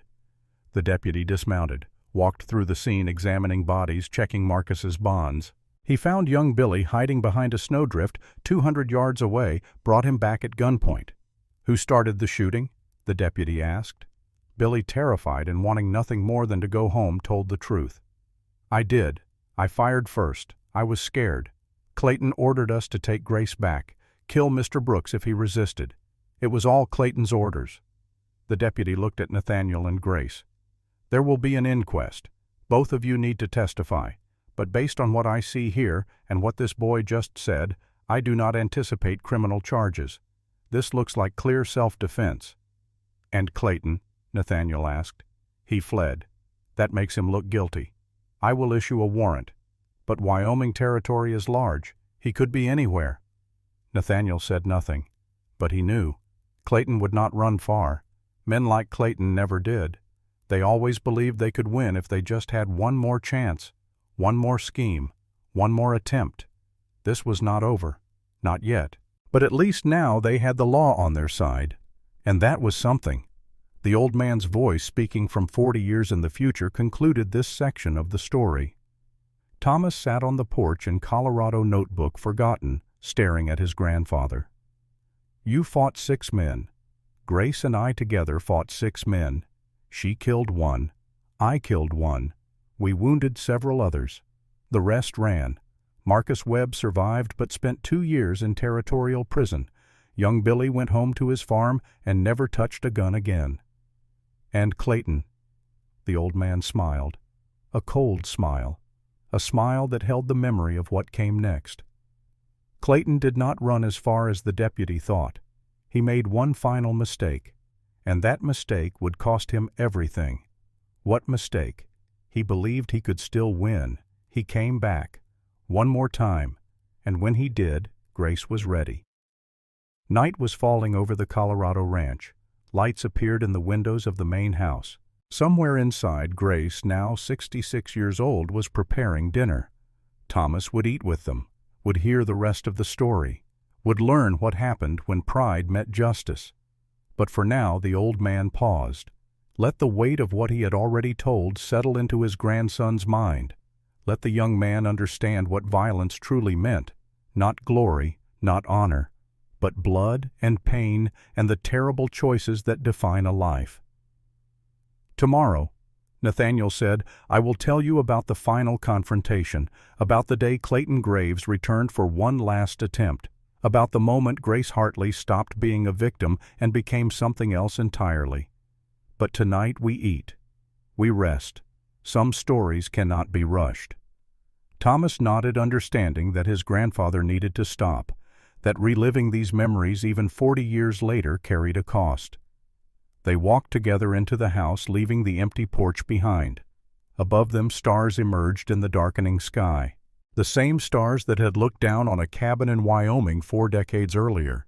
The same stars that would continue long after all the players in this story had turned to dust. But for now, for this moment, the story paused. The battle was over. But the war remained unfinished, and tomorrow Thomas would learn how it ended. 3 days passed. 3 days of tense waiting while wounds healed and strength returned. Nathaniel's arm, where the knife had cut, required stitches he performed himself using needle and thread meant for repairing saddles. The work was crude but effective. Grace cleaned and bandaged the wound daily, learning practical medicine from necessity. Deputy Marshal Hackett had taken Marcus Webb and young Billy into custody, along with detailed statements from both Nathaniel and Grace. He had arranged for the bodies to be transported to Silver Creek for proper burial. He had filed reports, done everything the law required. Then he had ridden away, leaving them alone again. But alone did not mean safe. On the evening of the 3rd day, as Nathaniel sat cleaning weapons by lamplight and Grace prepared a simple meal, they heard the sound, faint at first, distant, then growing closer, unmistakable. Horses. Nathaniel moved to the window, peered through the gap in the boards he had not yet removed, counted riders against the twilight sky. 5. His hand went to the Winchester, checked the magazine, fully loaded, 15 rounds. He had learned his lesson about preparedness. Grace, position. She moved without question to her spot near the stove, drew the Colt. Her hands no longer shook when she held it. 3 days of practice had built muscle memory and confidence. She would never be a marksman, but she could hit what she aimed at, most of the time. The riders stopped at the same distance Marcus Webb had chosen days earlier, 150 yards, far enough for safety, close enough to be seen. But this time the configuration was different. 4 riders hung back. 1 came forward alone. Clayton Graves. He rode with the same confidence he had displayed before, but something was different. His expensive suit was dusty. His horse, while still magnificent, showed signs of hard riding. His face, visible in the fading light, was drawn and tired. This was not a man who had fled to safety and comfort. This was a man who had been riding hard for 3 days, possibly without stopping. He came within 50 yards, dismounted, stood in the open arms spread wide to show he carried no weapons. "Mr. Brooks," he called, "I have come to talk." Nathaniel did not respond immediately. He studied Clayton's body language, the way he stood, the tension in his shoulders. Something was wrong. Clayton Graves did not surrender, did not negotiate from weakness. Yet here he was, appearing vulnerable. It was a trap, had to be.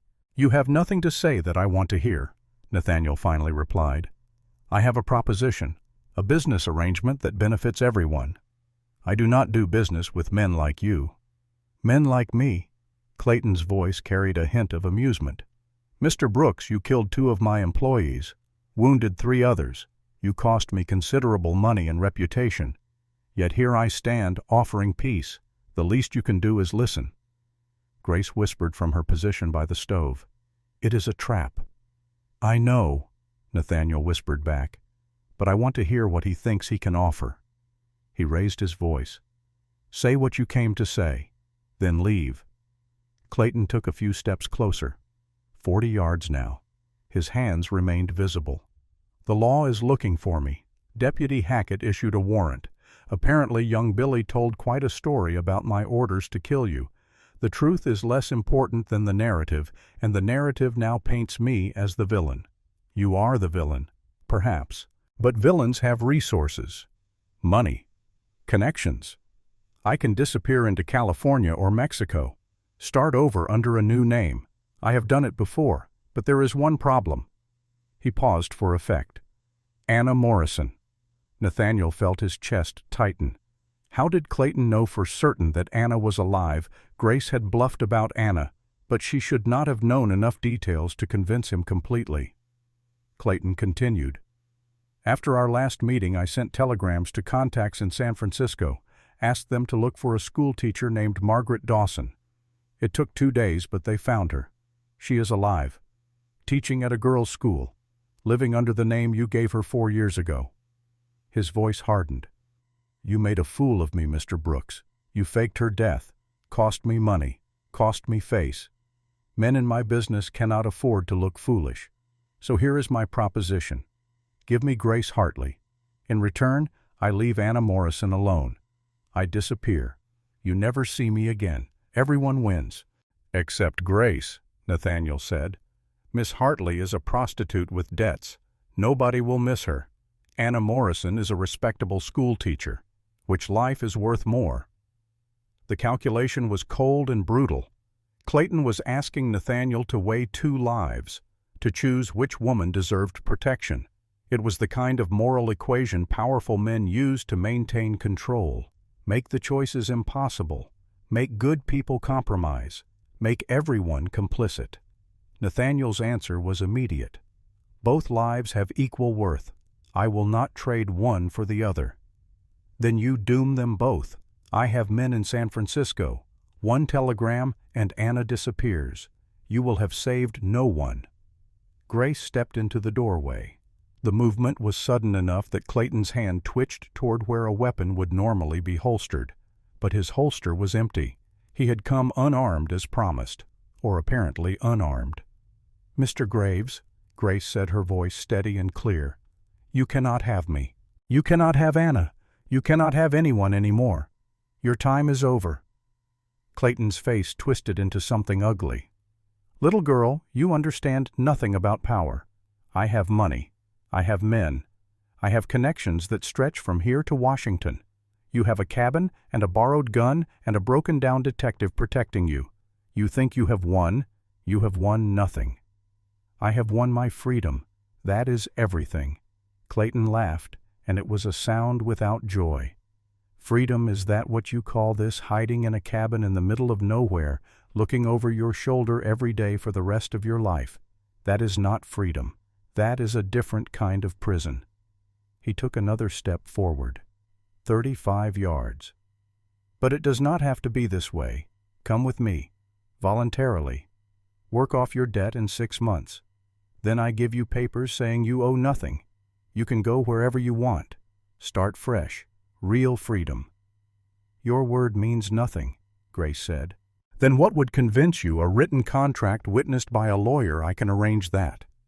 Nathaniel understood then what Clayton was doing. He was stalling, talking, moving incrementally closer.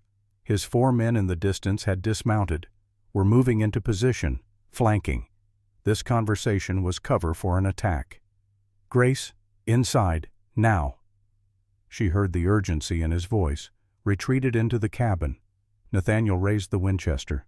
"That is close enough, Clayton. I am unarmed." "No, you are not. You have a Derringer in your coat pocket. Small caliber. 2 shots. Effective range maybe 20 feet. You were hoping to get close enough to use it." Clayton's hand froze halfway to his pocket.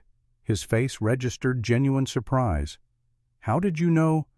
"Because I was a Pinkerton detective for 5 years. I know every trick, every hidden weapon, every con. You taught me well, even if you did not mean to." For the first time, real anger crossed Clayton's features. The mask of civility dropped completely. "Fine. No more games, no more talking. My men will burn you out. You have maybe 30 rounds of ammunition. I have 4 men with rifles and all the time in the world. By morning you will be dead, both of you." "Maybe," Nathaniel agreed. "But you will die first. I can put a bullet through your skull right now. 40 yards. I will not miss." "Then you murder an unarmed man. Deputy Hackett will hunt you. You will hang." "Perhaps. But you will still be dead, and that is worth hanging for." The standoff stretched. Seconds became minutes. Neither man moved. Neither man blinked. In the distance, Clayton's men had stopped advancing, waiting for orders. Then Grace's voice came from inside the cabin, not afraid, not desperate, almost curious. "Mr. Brooks, I have a question." "What?" Nathaniel asked, not taking his eyes off Clayton. "When you saved Anna Morrison, did you kill anyone?" "No." "When you protected me these past days, you tried not to kill unless you had to." "Yes." "So you are not a murderer, you are a protector." "I try to be." "Then protect Anna, and protect me, the only way you can." Nathaniel understood immediately what she was saying. Clayton Graves would never stop, would never give up. As long as he lived, Anna was in danger, Grace was in danger, Emily was in danger. Every woman who had ever crossed his path remained a target. There was only one solution, the solution Nathaniel had been avoiding for 4 years, the solution that would make him the thing he had always feared becoming, a killer, not in self-defense, not in the heat of battle, but in cold calculation. Murder. The old man's voice, speaking from the future porch in Colorado, added context. "I had a choice in that moment, Thomas. I could let Clayton walk away, could hope the law caught him eventually, could pray he would disappear into Mexico and never return. That would have been the moral choice, the righteous choice, the choice a good man would make. Or I could do what needed to be done, eliminate a threat permanently, guarantee safety for women who could not protect themselves. That was the practical choice, the brutal choice, the choice that would stain my soul but save lives. I had perhaps 3 seconds to decide." Clayton, sensing hesitation, turned to walk back to his horse. "I see you are not the man I thought you were, Brooks. All talk, no action. I will send my men tonight. Sleep well." Nathaniel's finger moved to the trigger, aimed at the space between Clayton's shoulder blades. An easy shot, a killing shot. One squeeze, and it would be over. He began to apply pressure. "Stop." Grace's voice, firm, commanding. Nathaniel's finger froze. She stepped out of the cabin, the Colt in her hand, walking forward with steady purpose. "What are you doing?"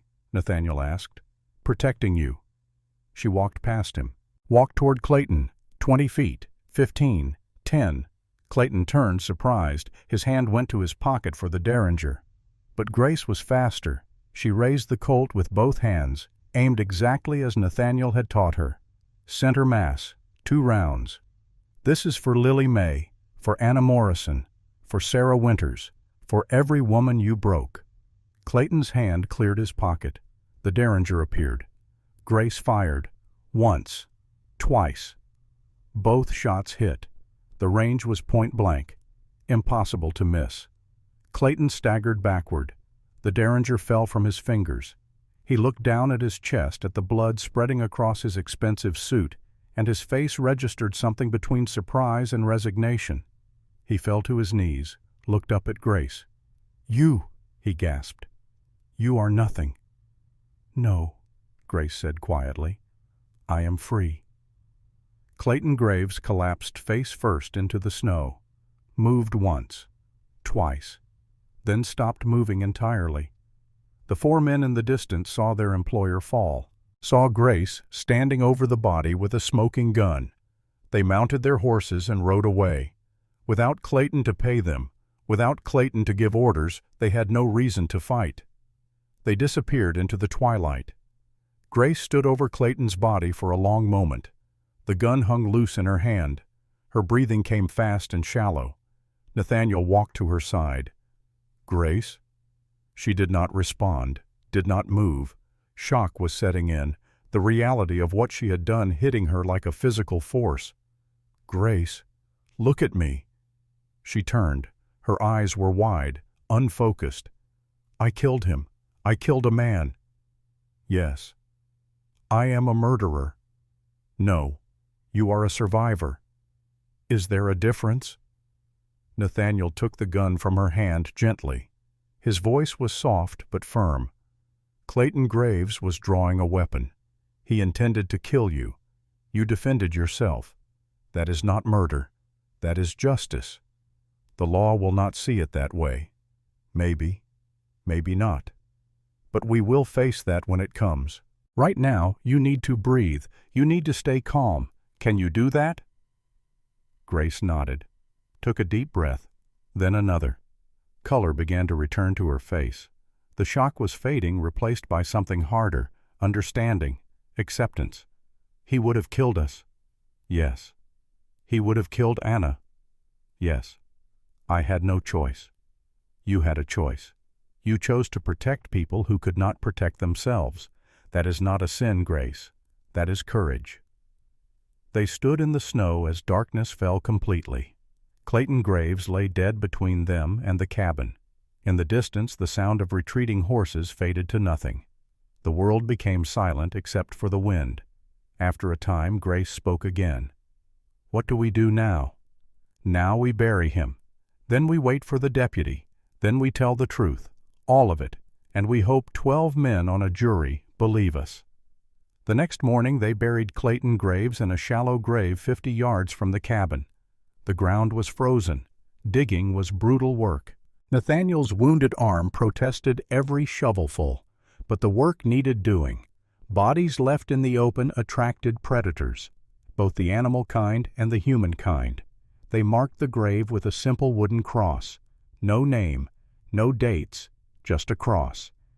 Nathaniel spoke no words over the grave. Grace stood silent. Some deaths did not deserve ceremony. Marcus Webb and the others who had died in the first battle had already been taken to Silver Creek by the deputy. But Clayton's body would stay here, evidence of what had happened, proof for the inquest that would inevitably follow. Deputy Marshal Thomas Hackett arrived the next morning exactly 72 hours after his first visit as promised. He looked at the grave, looked at Nathaniel and Grace, listened to their statement, examined the derringer they had recovered from Clayton's pocket, a Remington Model 95 .41 caliber 2 shots, small but deadly at close range.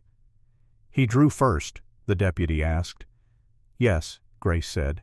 "I told him to stop. He reached for his pocket. I saw the gun. I fired." "How many shots?" "2. "Both hit?" "Yes." The deputy walked around the grave, thinking, calculating. Finally, he looked up. "This is the 3rd time in a week that bodies have appeared in my jurisdiction. First the battle with Marcus Webb.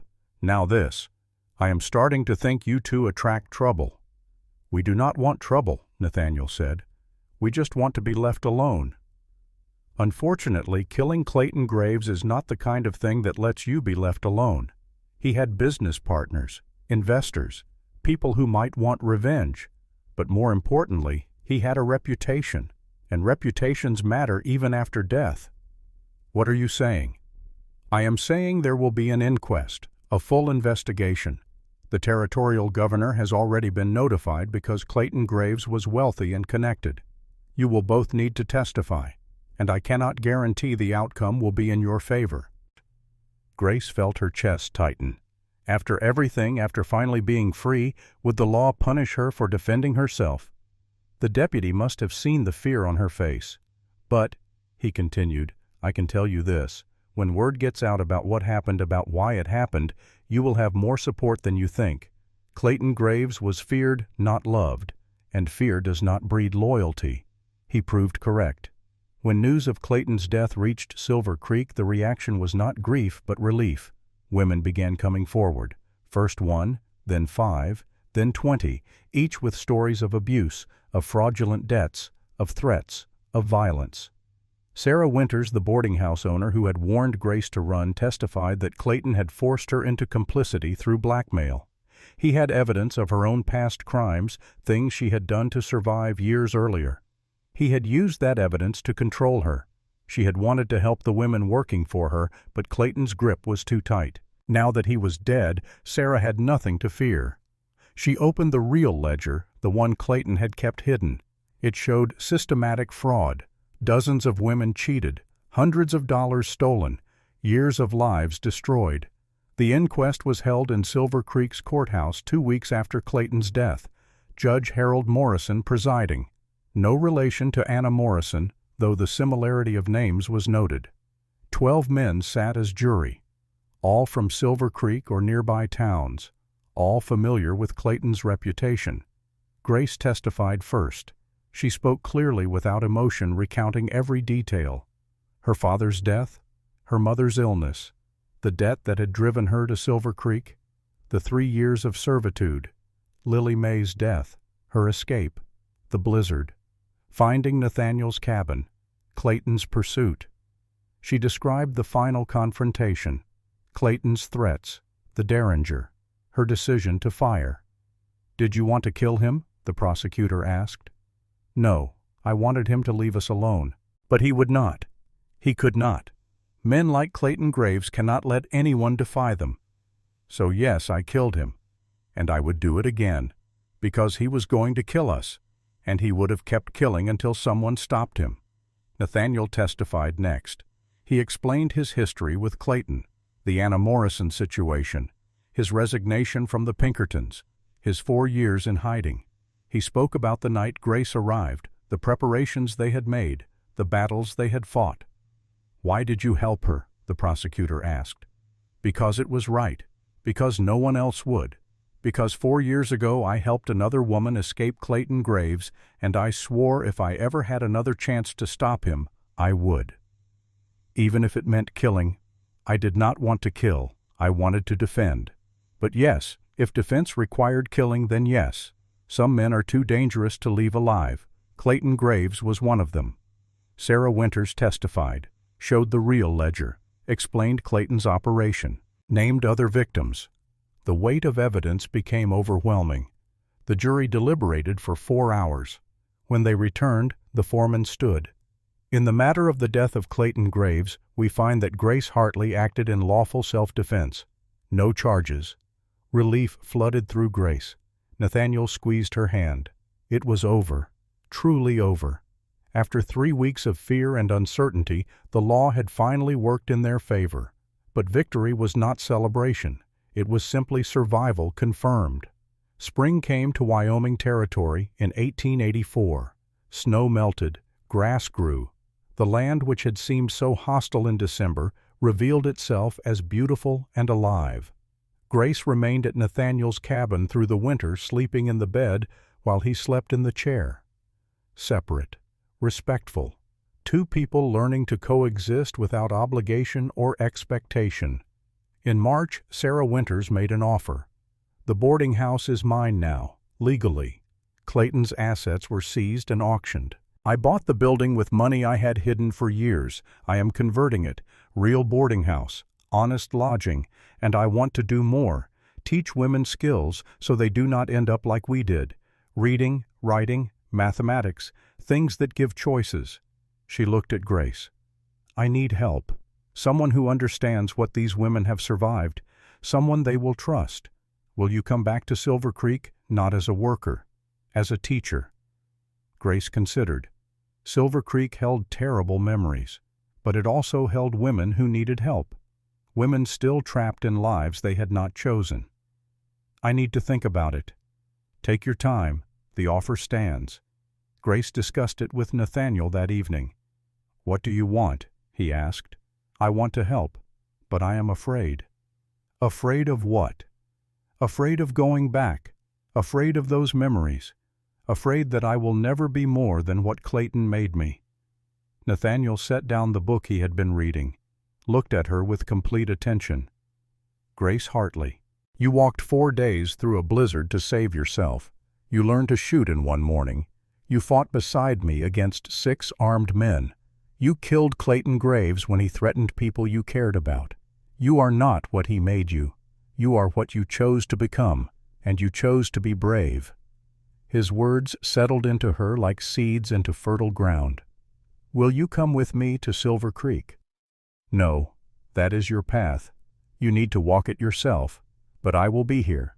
If you need help, if you need refuge, this cabin is always open to you." "What will you do?" "I am thinking of claiming land. The Homestead Act allows any citizen to claim 160 acres, work it for 5 years, then it is yours. I could build something real, not hiding, living." "Where?" "There is land near Riverton, good water, timber for building. I went there last week while you were in town. I could build a house, a proper house, not a cabin. Plant crops, raise cattle maybe, make something that lasts." Grace smiled. "That sounds good." In April she returned to Silver Creek, moved into a room at Sarah's boarding house, not upstairs where the working rooms had been. Sarah had torn out those walls, converted the space into a schoolroom. Tables, chairs, books purchased with money from Clayton's seized assets. Revenge served cold and practical. Grace taught reading 3 days a week, simple lessons at first. The alphabet, basic words. But the women learned quickly, hungry for knowledge that meant freedom. Knowledge meant choices. Choices meant life. Nathaniel filed his homestead claim, began building. For the first time in 5 years, he was not hiding. He used his real name, told people his history if they asked. Some judged, some respected. Most just accepted that everyone had a past, and what mattered was who you were now. He wrote to his sister Emily in California. The letter was simple. "I am safe. I am building a life. If you want to come back, you are welcome, but stay there if you are happy.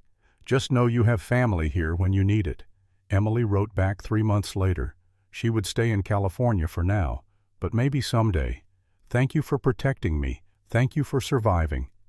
In June, Sarah Winters received a letter from San Francisco, from a school teacher named Margaret Dawson.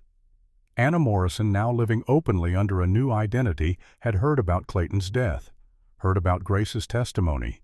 She wanted to thank both Grace and Nathaniel. The letter said she had testified finally to California authorities about Clayton's operation. Her testimony led to arrests of 2 of Clayton's business partners who had operations in San Francisco. More women freed, more justice served. Some seeds grow slowly, but they grow.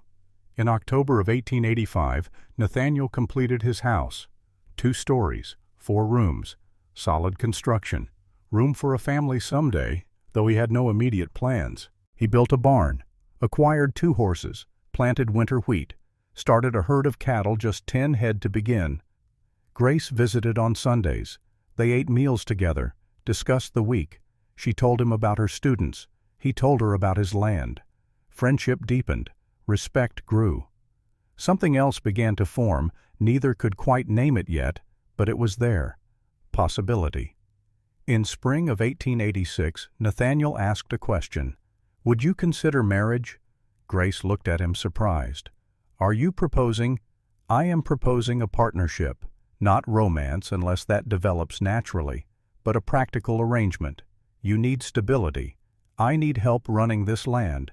Together we could build something neither of us could build alone." That is the least romantic proposal I have ever heard. Probably, but it is honest. Grace smiled. "Yes, I will marry you, on one condition." "What?" "That we never lie to each other, about anything, ever." "Agreed." They married in May. Small ceremony. Sarah Winters and 10 of Grace's students attended. Judge Morrison officiated. No flowers, no fancy dress, just 2 people choosing to face the future together. That night in the house Nathaniel had built, they sat by the fire. "Are you happy?" Nathaniel asked. "I do not know yet, but I am not afraid. That is something." It is everything. Their marriage was not passion. It was partnership. They worked side by side, built the ranch together. In 1887 their first child was born, Samuel, strong and healthy. In 1889 Ruth. In 1891 Michael. 3 children who grew up learning to work the land, learning to read from their mother, learning to shoot from their father, learning that strength came not from violence, but from knowing when violence was necessary and when it was not. Emily came to visit in 1890. She was 27 now, married to a doctor in Sacramento, 4 children of her own. She met Grace, met the children, saw what Nathaniel had built. "You did it," she said. "You made a life." "We made a life, Grace and I together. Neither of us could have done it alone." Emily stayed 2 weeks, then returned to California. But she came back every summer after that. Connections renewed, family restored. The years passed. 1890 became 1900. The new century arrived with hope and progress, electricity, automobiles, airplanes. The world changed rapidly. But on the Brooks Ranch near Riverton, Wyoming, life remained steady. Seasons turned, crops grew, cattle bred, children became adults. Samuel Brooks, the eldest, became a rancher himself, bought land adjacent to his father's in 1905, married in 1907, had 4 children. Ruth married a teacher, moved to Cheyenne, raised 4 children who all went to college. Michael became a mining engineer, went to the Colorado School of Mines, married, had 2 children. The years continued to pass with steady rhythm. Nathaniel and Grace grew old together, their partnership deepening with each season. By 1920, Nathaniel was 69, Grace was 63. Their hair had turned silver, their hands gnarled by decades of work, but their minds remained sharp and their spirits strong. They spent their days reading, working the land as much as their aging bodies allowed, and welcoming the constant stream of children and grandchildren who filled their home with life and noise. 3 more years would pass before Thomas came to the ranch to hear his grandfather's story. The sun had fully set over the Colorado ranch. Inside the house, Grace's lamp cast warm light through the windows. Thomas sat with his grandfather on the porch notebook full of scribbled notes, mind full of questions. "You loved her," Thomas said. It was not a question. Eventually, it was not love at first. It was respect, partnership, trust. Love came later, but when it came, it was deep, real, built on years of working together, surviving together. That kind of love lasts longer than passion. "Do you regret killing those men, Marcus Webb's companions, the ones in the battle?" Nathaniel was quiet for a long moment. When he spoke, his voice carried the weight of decades.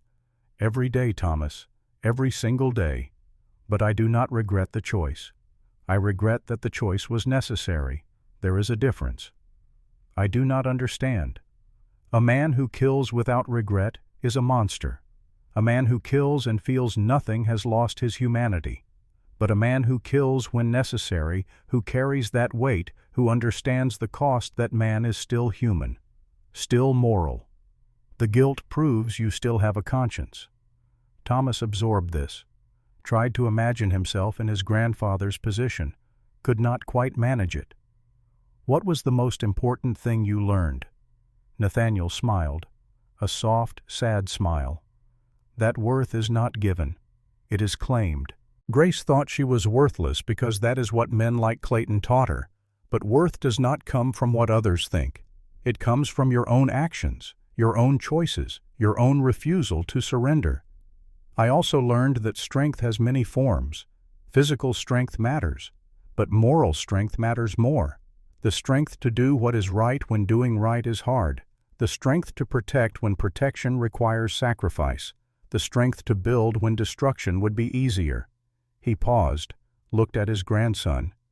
"Clayton Graves was physically weaker than me, but he had power, money, connections, and he used that power to hurt people.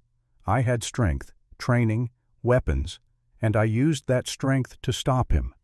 The question every man must answer is this: what will you do with whatever power you have? Will you use it to control others or to protect them? Your generation will face this question differently than mine did. You will not likely face men with guns on the Wyoming plains, but you will face men with other weapons, economic weapons, legal weapons, social weapons, and you will have to decide whether to use your education, your privilege, your strength to serve yourself or to serve others." Thomas wrote furiously, trying to capture every word. "Grandfather, do you think you did the right thing overall?" "I think I did the best I could with the information I had. I made mistakes. I ran when I should have fought. I fought when I maybe could have found another way. But I tried. I tried to be better than my worst impulses. I tried to protect people who needed protection. I tried to build something that would outlast me." He gestured toward the ranch, the land stretching into darkness. "This is my legacy. Not the land, not the buildings, the values, the idea that every person has worth. That power carries responsibility. That strength exists to defend the weak, not exploit them. If my children carry these values, if my grandchildren carry them, then maybe all of it, all the violence and pain and fear, maybe it meant something." The door opened. Grace, 66 years old but still moving with energy, stepped onto the porch. "Dinner is ready. Thomas, you are staying." "Yes, Grandma." "Good. I made your favorite, beef stew." The three of them went inside. The porch stood empty. Above, stars emerged in the clear Colorado sky. The same stars that had watched over a cabin in Wyoming 40 years earlier. The same stars that would shine long after all of them had gone. But for tonight, in this moment, 3 generations sat around a table. Ate together. Talked together.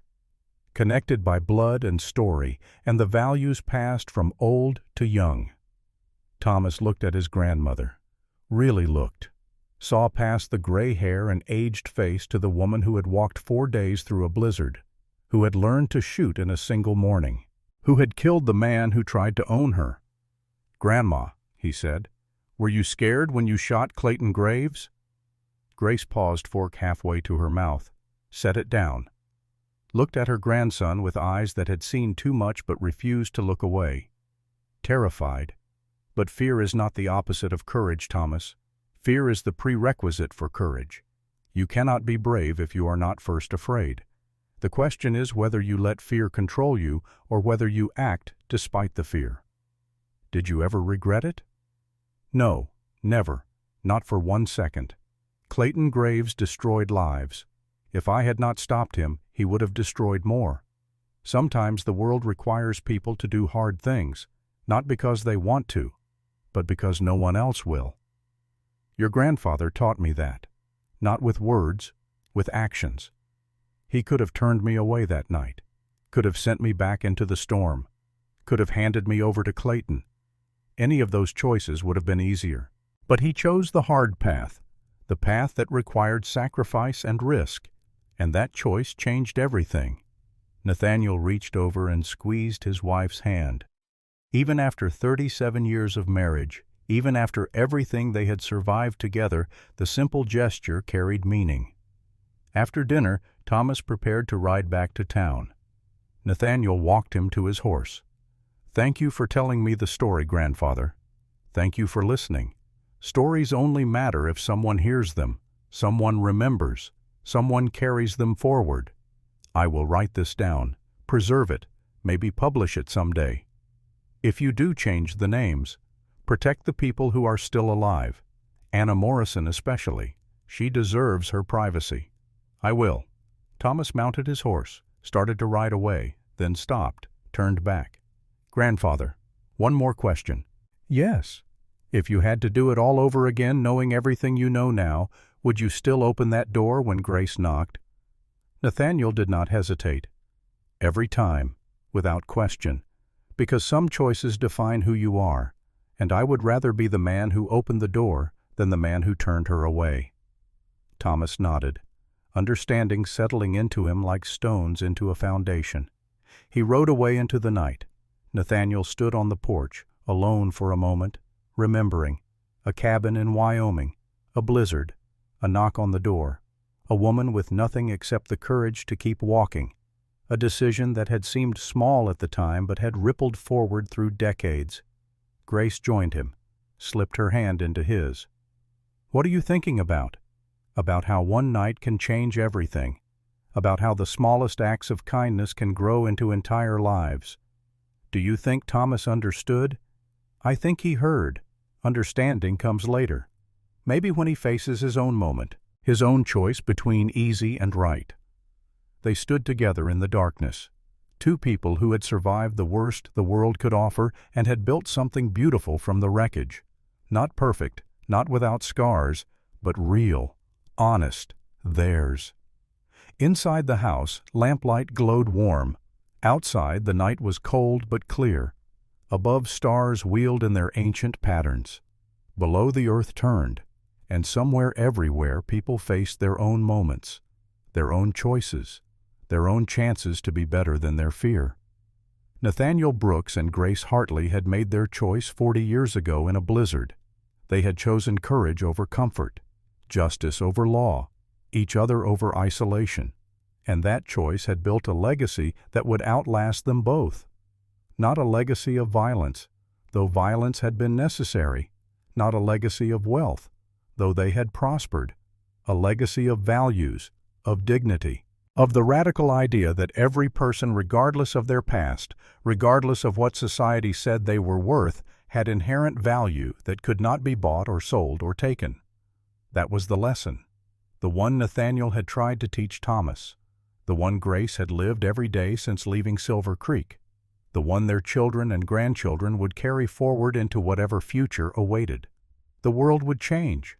Technology would advance. Society would evolve. But the fundamental question would remain the same. When someone needs help, do you turn away or do you open the door? When evil threatens the innocent, do you remain silent or do you speak? When the cost of doing right is high, do you choose the easy wrong or the hard right? These were not questions with simple answers, but they were questions worth asking, worth struggling with, worth sacrificing for. Nathaniel and Grace had asked these questions in 1883, had answered them with blood and fear and stubborn refusal to surrender, and in answering them had built a life worth living. That was legacy enough. They turned and walked into the house together. The door closed behind them. The porch stood empty under the stars. But inside, there was warmth. There was family. There was the quiet satisfaction of a story told and a lesson passed on. Some stories end with death, others with birth. This story ended with both. The death of who they had been, the birth of who they chose to become. And that perhaps was the most important lesson of all. Who you are is not determined by what happens to you. It is determined by what you choose to do about it. Grace Hartley chose to walk through a blizzard. Nathaniel Brooks chose to open his door. Together they chose to fight. And in fighting, they chose to live. Not just survive, but truly, fully, freely live. And that made all the difference.